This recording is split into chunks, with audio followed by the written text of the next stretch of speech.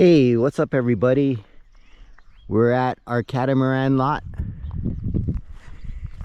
Grass is growing wild. We're gonna harvest some lettuce. This may be the second to the last harvest we get here. Hopefully this sale closes pretty soon. Actually, not a lot to harvest. We'll probably be pulling out most of the big lettuce heads.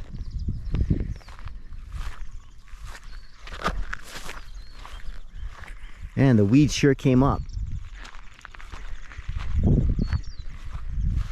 It's interesting because it didn't rain so much up at Tiki. Oh yeah, we got some good ones to pull over here.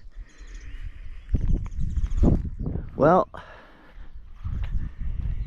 it's coming to the end. Oh look, I guess the new potential owner started clearing some of that grass.